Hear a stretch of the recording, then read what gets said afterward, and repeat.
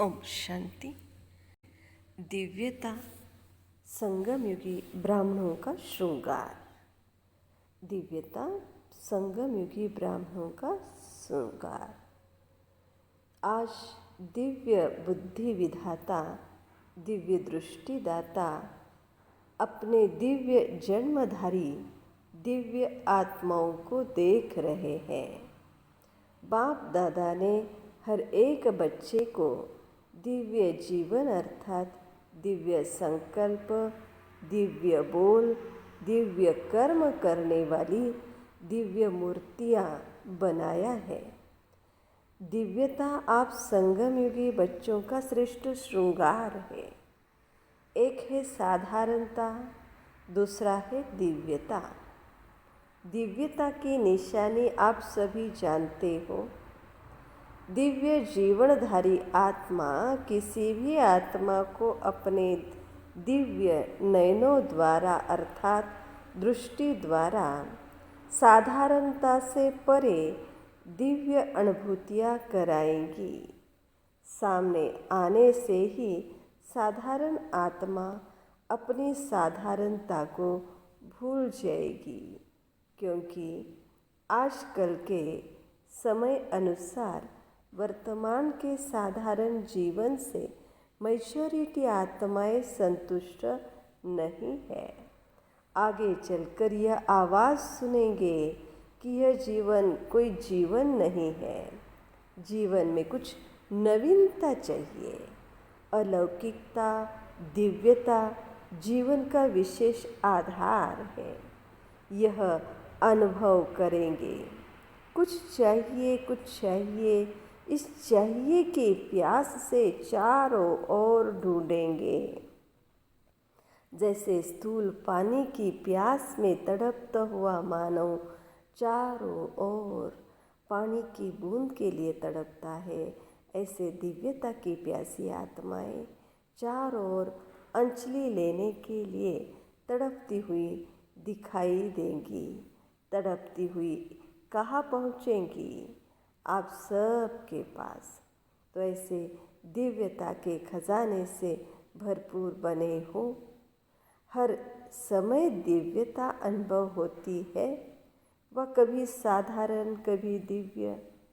जब बाप ने दिव्य दृष्टि, दिव्य बुद्धि का वरदान दे दिया, तो दिव्य बुद्धि में साधारण बातें आ नहीं सकती। दिव्य जन्मधारी ब्राह्मण तन से साधारण कर्म कर नहीं सकता।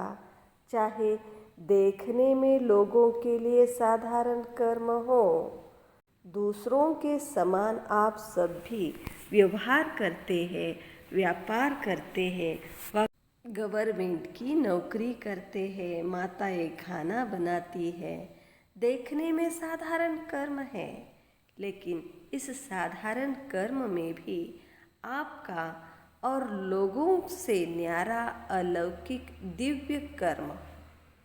महान अंतर इसलिए सुनाया कि दिव्य जन्मधारी ब्राह्मण तन से साधारण कर्म नहीं करते, मन से साधारण संकल्प नहीं कर सकते, धन को साधारण रीति से कार्य में नहीं लगा सकते, क्योंकि तन, मन और धन तीनों के ट्रस्टी हो। इसलिए मालिक बाप की श्रीमत के बिना कार्य में नहीं लगा सकते। हर समय बाप की श्रीमत दिव्य कर्म करने की मिलती है। इसलिए चेक करो कि सारे दिन में साधारण बोल और कर्म कितना समय रहा, दिव्य अलौकिक कितना समय रहा। कई बच्चे कहाँ कहाँ बहुत भोले बन जाते हैं।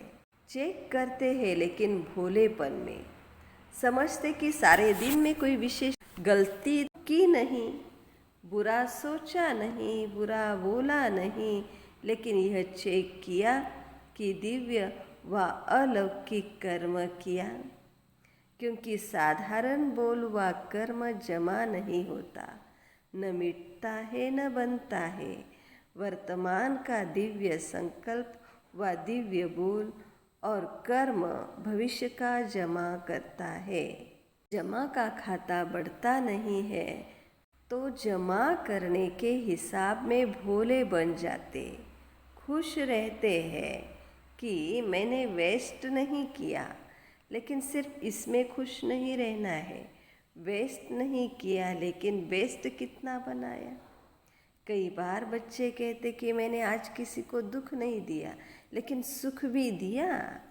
दुख नहीं दिया, इससे वर्तमान अच्छा बनाया, लेकिन सुख देने से जमा होता है। वह किया व सिर्फ वर्तमान में ही खुश हो गए। सुखदाता के बच्चे सुख का खाता जमा करते।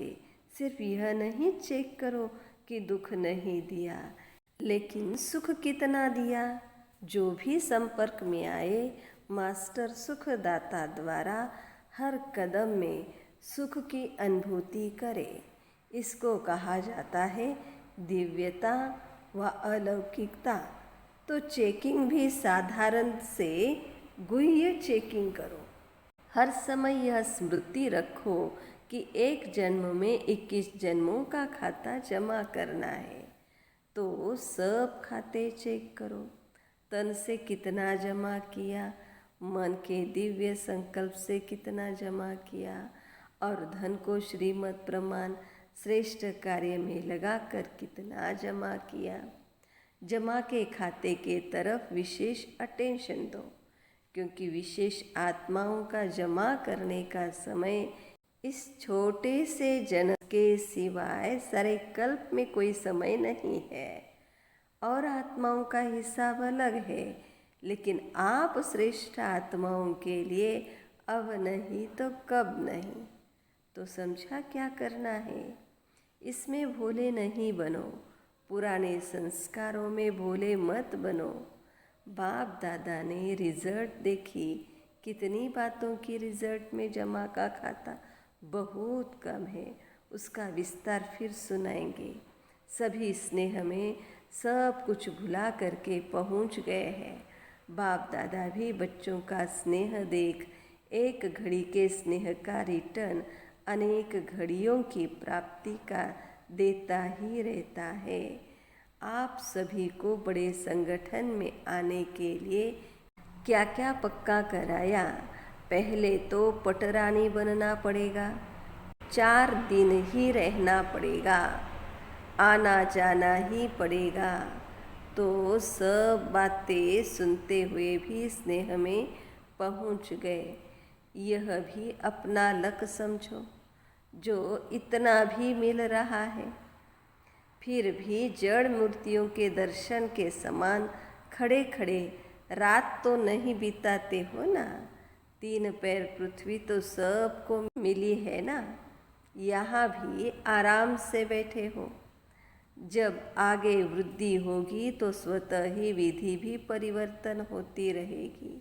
लेकिन सदैव यह अनुभव करो कि जो भी मिल रहा है वह बहुत अच्छा है, क्योंकि वृद्धि तो होनी ही है और परिवर्तन भी होना ही है। तो सभी को आराम से रहना खाना मिल रहा है ना। खाना और सोना 2 चीज़ें ही चाहिए। माताओं को तो बहुत खुशी होती है, क्योंकि बना बनाया भोजन यहाँ मिलता है। वहाँ तो बनाओ, भोग लगाओ, फिर खाओ। यहाँ तो बना हुआ भोग लगा हुआ भोजन मिलता है। इसलिए माताओं को तो अच्छा आराम है। कुमारों को भी आराम मिलता है, क्योंकि उन्हों के लिए भी बड़ी प्रॉब्लम खाना बनाने की ही है। यहाँ तो आराम से बना हुआ भोजन खाया ना। सदैव ऐसे इजी रहो। जिसके संस्कार इजी रहने के होते हैं, उनको हर कार्य सहज अनुभव होने के कारण इजी रहते हैं। संस्कार टाइट है तो सर्कमस्टांस भी टाइट हो जाते हैं। संबंध संपर्क वाले भी टाइट व्यवहार करते हैं। टाइट अर्थात खींचातान में रहने वाले। तो सभी ड्रामा के हर दृश्य को देख देख हर्षित रहने वाले हो ना। वह कभी अच्छे बुरे के आकर्षण में आ जाते हो। न अच्छे में न बुरे में किसी में आकर्षित नहीं होना है, सदैव हर्षित रहना है। सदा हर कदम में दिव्यता अनुभव करने वाले और कराने वाले दिव्य मूर्तियों को, सदा अपने जमा खाते को बढ़ाने वाले नॉलेजफुल आत्माओं को, सदा हर समस्या को इजी स्थिति द्वारा इजी पार करने वाले ऐसे समझदार बच्चों को, अनेक आत्माओं के जीवन की प्यास को बुझाने वाले मास्टर ज्ञान सागर श्रेष्ठ आत्माओं को ज्ञान सागर बाप दादा का याद प्यार और नमस्ते। बॉम्बे ग्रुप, बॉम्बे निवासी बच्चे सर्व खजानों से संपन्न होना, सदा अपने को संपन्न आत्मा हो ऐसे अनुभव करते होना। संपन्नता संपूर्णता की निशानी है। संपूर्णता की चेकिंग अपनी संपन्नता से कर सकते हो, क्योंकि संपूर्णता माना सर्व खजानों से फुल होना। जैसे चंद्रमा जब संपन्न होता है तो संपन्नता उसकी संपूर्णता की निशानी होती है। इससे और आगे नहीं बढ़ेगा, बस इतनी ही संपूर्णता है। जरा भी किनारी कम नहीं होती है, संपन्न होता है। तो आप सभी ज्ञान योग धारणा सेवा सभी में संपन्न, इसी को ही संपूर्णता कहा जाता है। इससे जान सकते हो कि संपूर्णता के समीप है या दूर है। संपन्न हो अर्थात संपूर्णता के समीप हो, तो सब समीप हो। कितने समीप हो? 8 तक, 100 तक या 16,000 तक। 8 की समीपता, फिर 100 की समीपता और फिर 16,000 की समीपता। तो कितने समीपता वाले हैं, यही चेक करना है। अच्छा है, फिर भी दुनिया के कोटों से आप बहुत बहुत भाग्यवान हो।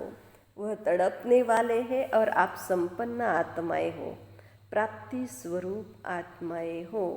यह खुशी है ना। रोज अपने से बातें करो कि हमारे सिवाय और कौन खुश रह सकता है। तो यही वरदान सदा स्मृति में रखना कि समीप है, संपन्न है। अभी तो समीप मिलना भी हो गया। जैसे स्थूल में समीप अच्छा लगता है, वैसे स्थिति में भी सदा समीप अर्थात सदा संपन्न बनो। अच्छा, गुजरात पूना ग्रुप सभी दृष्टि द्वारा शक्तियों के प्राप्ति की अनुभूति के अनुभवी हो ना।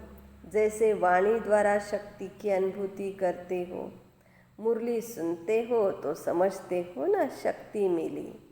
ऐसे दृष्टि द्वारा शक्तियों की प्राप्ति के अनुभूति के अभ्यासी बने हो, या वाणी द्वारा अनुभव होता है।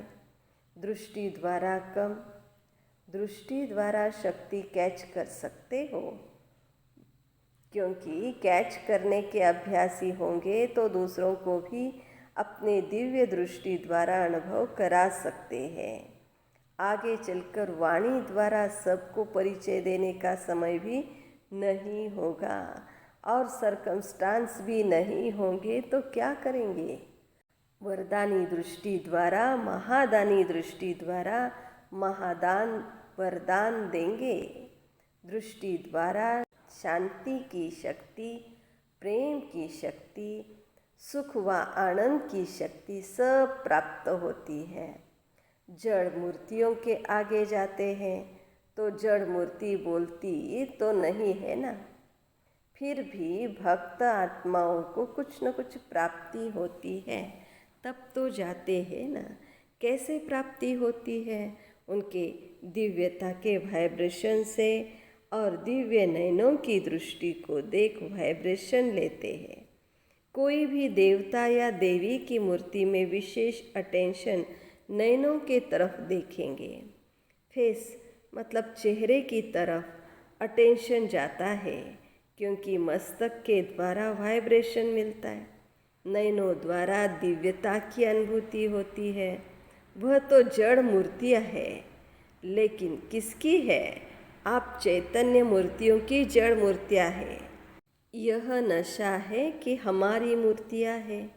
चैतन्य में यह सेवा की है, तब जड़ मूर्तियाँ बनी है। तो दृष्टि द्वारा शक्ति लेना और दृष्टि द्वारा शक्ति देना, यह प्रैक्टिस करो। शांति के शक्ति की अनुभूति बहुत श्रेष्ठ है। जैसे वर्तमान समय साइंस की शक्ति का कितना प्रभाव है, हर एक अनुभव करते हैं। लेकिन साइंस की शक्ति निकली किससे? साइलेंस की शक्ति से ना। जब साइंस की शक्ति अल्पकाल के लिए प्राप्ति करा रही है, तो साइलेंस की शक्ति कितनी प्राप्ति कराएगी? तो बाप के दिव्य दृष्टि द्वारा स्वयं में शक्ति जमा करो, तो फिर जमा किया हुआ समय पर दे सकेंगे। अपने लिए ही जमा किया और कार्य में लगा दिया, अर्थात कमाया और खाया। जो कमाते हैं और खा करके खत्म कर देते हैं, उनका कभी जमा नहीं होता। और जिसका जमा का खाता नहीं होता, उसको समय पर धोखा मिलता है। धोखा मिलेगा तो दुख की प्राप्ति होगी। ऐसे ही साइलेंस की शक्ति जमा नहीं होगी, दृष्टि के महत्व का अनुभव नहीं होगा, तो लास्ट समय में श्रेष्ठ पद प्राप्त करने में धोखा खा लेंगे। फिर दुख होगा, पश्चाताप होगा। इसलिए अभी से बाप की दृष्टि द्वारा प्राप्त हुई शक्तियों को अनुभव करते जमा करते रहो। तो जमा करना आता है। जमा होने की निशानी क्या होगी? नशा होगा। जैसे साहूकार लोगों के चलने बैठने उठने में नशा दिखाई देता है, और जितना नशा होता उतनी खुशी भी होती है। तो यह है रूहानी नशा। इस नशे में रहने से खुशी स्वतः होगी। खुशी ही जन्म सिद्ध अधिकार है। सदा खुशी की झलक से औरों को भी रूहानी झलक दिखाने वाले बनो। इसी वरदान को सदा स्मृति में रखना। कुछ भी हो जाए, खुशी के वरदान को खोना नहीं। समस्या आएंगी और जाएंगी, लेकिन खुशी नहीं जाए, क्योंकि खुशी हमारी चीज़ है। समस्या परिस्थिति है, दूसरे के तरफ से आई हुई है। अपनी चीज़ को तो सदा साथ रखते हैं ना। पराई चीज़ तो आएंगी भी और जाएंगी भी। परिस्थिति माया की है, अपनी नहीं है। अपनी चीज़ को खोना नहीं होता है, तो खुशी को खोना नहीं। चाहे यह शरीर भी चला जाए, लेकिन खुशी नहीं जाए। खुशी से शरीर भी जाएगा तो बढ़िया मिलेगा, पुराना जाएगा नया मिलेगा। तो गुजरात और महाराष्ट्र वाले इस महानता में सदा रहना, खुशी में महान बनना। अच्छा, आंध्र प्रदेश कर्नाटक ग्रुप इस ड्रामा के अंदर विशेष पार्ट बजाने वाली विशेष आत्माएं हैं। ऐसे अनुभव करते हो।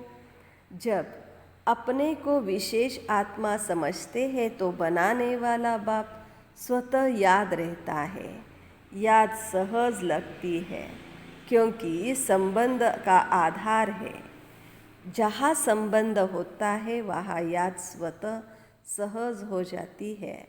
जब सर्व संबंध एक बाप से हो गए, तो और कोई रहा ही नहीं। एक बाप सर्व संबंधी है। इस स्मृति से सहज योगी बन गए। कभी मुश्किल तो नहीं लगता। जब माया का वार होता है, तब मुश्किल लगता है। माया को सदा के लिए विदाई देने वाले बनो। जब माया को विदाई देंगे, तब बाप की बधाइयाँ बहुत आगे बढ़ाएंगी। भक्ति मार्ग में कितनी बार मांगा कि दुआएं दो, ब्लेसिंग दो, लेकिन अभी बाप से ब्लेसिंग लेने का सहज साधन बता दिया है। जितना माया को विदाई देंगे, उतनी ब्लेसिंग स्वतः मिलेगी। परमात्मा दुआएं एक जन्म नहीं लेकिन अनेक जन्म श्रेष्ठ बनाती है। सदा यह स्मृति में रखना कि हम हर कदम में बाप की ब्राह्मण परिवार की दुआएं लेते सहज उड़ते चले। ड्रामा में विशेष आत्माएं हो, विशेष कर्म कर अनेक जन्मों के लिए विशेष पार्ट बजाने वाले हो। साधारण कर्म नहीं लेकिन विशेष कर्म, विशेष संकल्प और विशेष बोल हो। तो आंध्र वाले विशेष सेवा यही करो। अपने श्रेष्ठ कर्म द्वारा, अपने श्रेष्ठ परिवर्तन द्वारा अनेक आत्माओं को परिवर्तन करो। अपने को आईना बनाओ और आपके आईने में बाप दिखाई दे, ऐसी विशेष सेवा करो। तो यही याद रखना कि मैं दिव्य आईना हूँ, मुझ आईने द्वारा बाप ही दिखाई दे। समझा? वरदान: सदा एक रस स्थिति के तख्त पर विराजमान रहने वाले बाप दादा के दिल तख्त नशीन भव। सभी से श्रेष्ठ तख्त बाप दादा के दिल तख्त नशीन बनना है।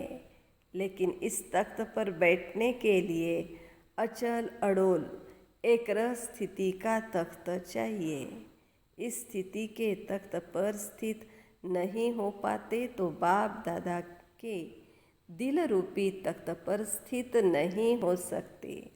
इसके लिए अपने भ्रुकुटी के तख्त पर अकाल मूर्त बन स्थित हो जाओ। इस तख्त से बार बार डगमग न हो तो बाप दादा के दिल तख्त पर विराजमान हो सकेंगे। स्लोगन: शुभ चिंतन द्वारा निगेटिव को पॉजिटिव में परिवर्तन करो। ओम शांति।